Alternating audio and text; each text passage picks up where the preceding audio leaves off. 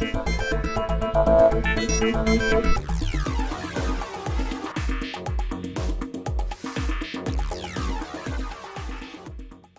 what's up, guys? Hey, we're in my car again.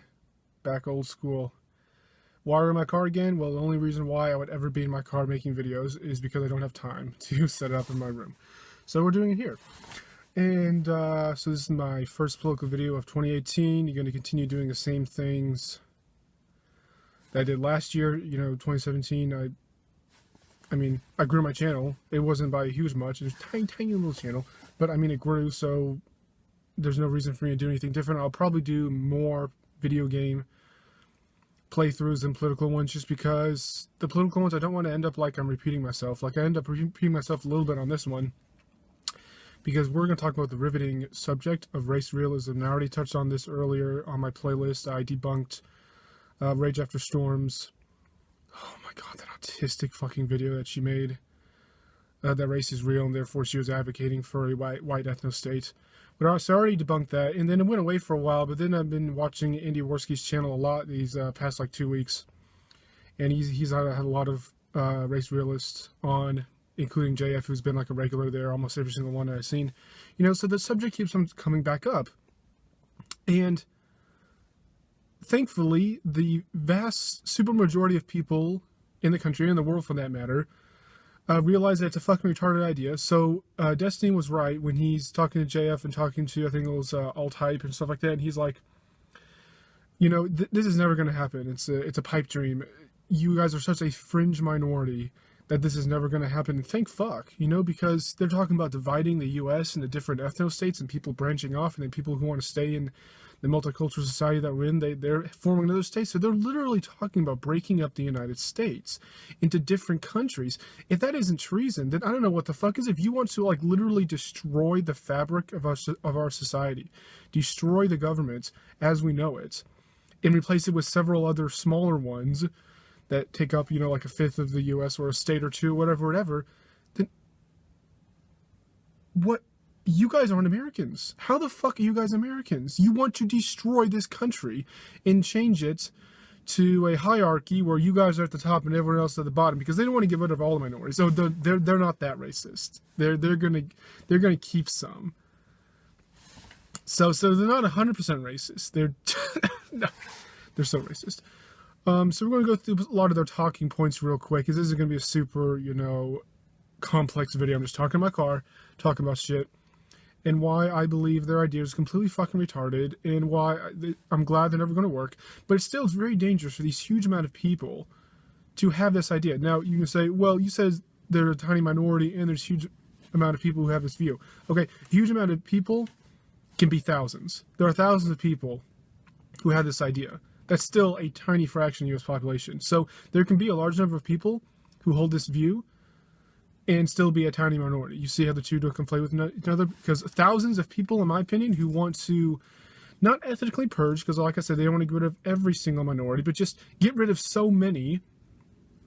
And they say they don't want to use violence, but literally, you're going to trust people who have these ideas. You're going to trust them not to get violent if people don't want to leave. We'll get to those in a second. So let's go through some talking points, shall we? First of all, their entire basis for their stupid little ethno-state are these IQ studies that have been done over the decades. Now, while it's true that some races score higher on IQ tests than others, that means absolutely nothing when it comes to how you want to build a society, how you want to build a government or a country. What Destiny was talking about, people made fun of him for talking about normative claims versus descriptive claims. And people are like, well, speak English. Okay, I'm thinking to myself, well, that made perfect fucking sense. And that actually is the best way to frame it, in my opinion, because it's kind of hard to put it, like, to formulate your argument. So what he's saying is that he's not denying that in these IQ tests are, like, done wrong or anything. They're done correctly. Some races, the Asians and whites, do better in IQ tests than the other races. Okay, no one is denying that. Well, the problem is, so that's the descriptive claim. They're just describing what they see. The normative claim, what should we do based on these claims? The norm, like, what are the norms that we should do based on these claims? And that's where he has a problem. Oh, there's so many points to go through in such a short amount of time. How to formulate this. Oh my god. Okay, so let's just go off one by one here. they did IQ tests based on the races across the entire world. So they're lumping in people of the same ethnicity from where they live, the diaspora throughout the entire world. And so it's stupid to think that, oh God, how to explain this? Like, they're comparing blacks in sub-Saharan Africa who live in like tiki villages and have no access to any education. You know, they live in huts out in the wilderness. Of course, their IQ is going to be lower than blacks who have lived in America for hundreds of years, have access to education, have healthcare, have all these things to develop their IQ. So, of course, the blacks in the U.S. are going to have more than the blacks in sub-Saharan Africa, for example. And that's not even saying that all blacks in sub-Saharan Africa have low IQ. It's just the average overall. So if you look at all these IQ tests, you're like, wow, people in the U.S. have higher IQ than people living in tiki villages in the middle of nowhere. But it's based on race. Well, it's funny because you can pick a person from, I don't know, let's pick a random country, Chad, for example, in the middle of a desert, who's in a much lower IQ than a person who immigrated from Chad and has lived in Britain, for example, his family's been there for several generations. And he has obviously going to have a much higher IQ than his relatives still living in Chad in the middle of nowhere. But to think that this is, like, genetic is like, okay.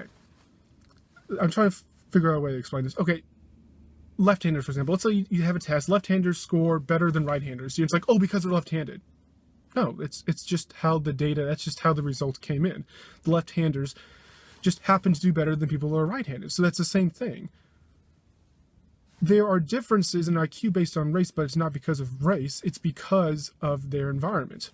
One other problem that these IQ tests fail to determine, they fail to isolate it down to one variable, and that variable being race. Now, it's impossible in social scientists to narrow it down to one variable in such an extreme test involving the whole world, basically, in their average IQs. But that's exactly my point. The race realists will say, oh, we can't narrow it down to one variable. That means we can't really say whether it's race or environment. But like, no, that's exactly my point. Since you can't narrow it down to one variable, you can't say that it's race. I can say it's environment because I can look at different countries and different points in time and say, oh, wow, the first world has higher IQ than the third world. I wonder the fuck why. Maybe because of better access to education. They don't have to spend all their time fighting wars to defend themselves. They have time to go to school, stuff like that. You know, various reasons. Like, this is just a summary, obviously, of everything that's going on. People, hopefully no one's looking at me like, why is this guy talking himself in his car? Let's get back to this. Get back to the subject. Any scientific experiment, if you want to prove a hypothesis, you need to isolate it down to one variable so you can, without a doubt, prove that that is the variable that's causing the results that you are witnessing. The social sciences have a very hard time doing that because humans are unpredictable, they're not rational, they're not logical, and when you're sampling the entire world's IQ, it's impossible to narrow it down to one variable. And when you do narrow it to one variable in a very specific, like let's say do a case study of someone, like a group study they did over a weekend, it's a very isolated environment, they can of course narrow it down to one variable. But okay, you did it for a couple of people in one room for one weekend. What does that prove for the basis of building a country or a society or government? Absolutely fucking nothing. Because I can run the same test with 10 different people in another room, another weekend, and get the completely different results doing the exact same test. Because humans are unpredictable. Humans are not logical. They do stuff based on their feelings, and they ignore reality and ignore reason in order to make them do what it feels good, and that's why you have a bunch of retards running around. But we're getting off subject here. Let's go back to why race realists, their claims are completely stupid. So they can't narrow down to one variable. We've already established that.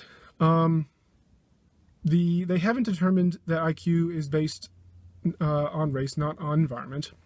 But let's hypothetically say that all of these studies are done correct, and therefore IQ is based on race. Okay, why are you basing your entire society that you want to build, this white ethno-state, why are you doing it just based on IQ? IQ is just a test of intelligence. It doesn't actually mean intelligence at all, because there are a lot of people with very high IQ who are dumb as a bag of bricks. I know a ton of people who are really, really book smart, really, really high IQ, in society or, you know, in the world, completely retarded. Just complete dumb as shit.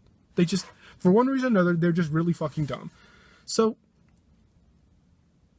if you think you're going to build a better state by just picking people with higher IQ, then that's a retarded conclusion to come to. It doesn't automatically mean that they will be better citizens or harder workers or contribute more to society. That doesn't mean anything. There's lots of people with high IQ that are complete assholes, don't want anything to do with one another. Likewise, there's some people with low IQ who are actually really smart, because IQ is just a test. It's just, intelligence is non-tangible. You can't actually, it's not like muscle mass where you can like objectively prove this guy has more muscle mass than this guy. It's like intelligence, it's just how good this person is taking the IQ test. That doesn't mean anything. As far as like hiring practices, that's why you don't actually, you never ask someone's IQ, because that actually doesn't mean anything on how well they can perform the job. I'd rather hire someone with lower IQ who is better to work with, like a better coworker, than someone who's a high IQ who's a complete asshole. Same thing if you want to build a society, you might have a lot of people with high IQ who are complete assholes and don't work well with others. Working well with others, and being adaptable, learning things quickly, is much more important for working or being in society or working for a government, whatever whatever example you want to talk about, than just how well you do an IQ test, you know? Now, if the race realists were actually concerned with IQ, which they're not, they're obsessed with race, and they use this IQ test as a means to discriminate against non-whites, as Tara McCarthy said on the stream with Andy Warski and Destiny, how she wants to not forcibly remove minorities, but just make it really difficult for them to live here so they will voluntarily move. Basically, discrimination, take away their rights, make it like place certain restrictions to them versus whites, so then they'll leave. That's the problem I have with all this. Now, if they're actually concerned with IQ, then wouldn't they want to build a government or society and include anyone who has a high IQ test? Like, wouldn't that be the better alternative? Because as you said, like, if you include just white people in your ethno-state, you're gonna have a lot of whites who are like really fucking dumb, who like have really low IQ tests. But I thought you wanted high IQ stuff, so wouldn't you accept anyone of any race with a high IQ? Why are you limiting it to just race, when the whites just happen to have a higher average than blacks, for example? If you really wanted a really smart society, you would take everyone from any race, as long as they have a high IQ, like, yep, you're good to be in my government, you're good to be in my society. But they don't do that, do they? Oh, well, that would be not discriminating based on race, and actually doing what they say they're concerned with, and that's IQ. But they don't do that, do they? Which shows that they really aren't, they don't really care about IQ. All they can care about is being with people who look like them because they're scared of other people who look differently than they do. Another problem that they have with the whites being a non-majority, and how everyone is like 2050, they're going to be less than 50%, and then it's going to be like no majority because it's going to be like a mix of races. They say if whites are not a majority in their country, then Western society as we know it will vanish. Now that claim is fucking hilarious. That implies that only white people can run the U.S., quote unquote run it, because there's lots of minorities who are not in power in the U.S., and the U.S. is running just as stupidly as it always does. You know, white people just has just as much capability to be stupid as minorities. But getting back to my point here, man, I get sidetracked so easily. They are implying that only white people can sustain Western democracy. They're the only ones that can preserve American values.